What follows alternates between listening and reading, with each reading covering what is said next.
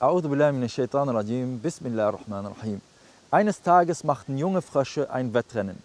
Es war ihnen eigentlich aufgrund der großen Gefahren untersagt.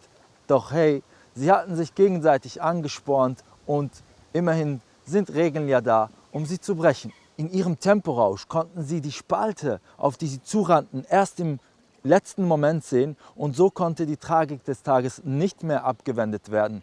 Ein Frosch fiel tief in die Spalte hinein. Er fiel so tief, dass er seine Freunde nicht mehr hören konnte. Sie riefen ihm zu und versuchten ihm einen Wurzelfaden nach unten zu werfen, um ihm zu helfen, aus dem Loch zu kommen. Doch er konnte sie nicht hören. Er sah nur ihre Bewegungen, ihr Wuchteln. Sie riefen und riefen ihm immer wieder zu, doch er konnte sie nicht hören und sprang weiter. Irgendwann verließ sie die Geduld und sie überließen ihm seinem Schicksal. Doch der Frosch, der sprang weiter, überzeugt davon, dass er sich selbst aus dieser Misere retten kann. Und irgendwann, mit den letzten Kräften, hiefte sich der Frosch nach Hause. Als er dort ankam, waren alle voller Überraschung. Sie versammelten sich um den Frosch und fragten ihn, hey, wie hast du das nur gemacht?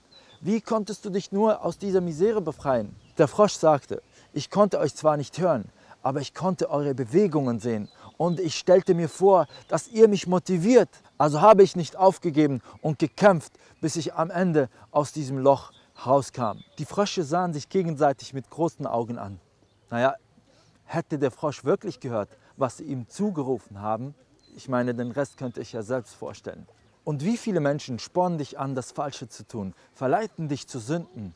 Wie war das damals mit der ersten Kippe oder dem ersten Alkohol, der ersten Sünde oder sogar dem ersten Zweifel? Wer hat dich da beeinflusst? Und deshalb ermahnt uns Allah und sagt, وَإِن تُطِعْ أَكْثَرَ مَنْ فِي الْأَرْضِ يُضِلُّكَ عَنْ سَبِيلِ اللَّهِ إِنْ يَتَّبِعُونَ إِلَّا الظَّنَّ وَإِنْ هُمْ إِلَّا يَخْرُصُونَ. Und wenn du den meisten von denen, die auf Erde sind, folgst, dann leiten sie dich ab von Allahs Weg in die Irre.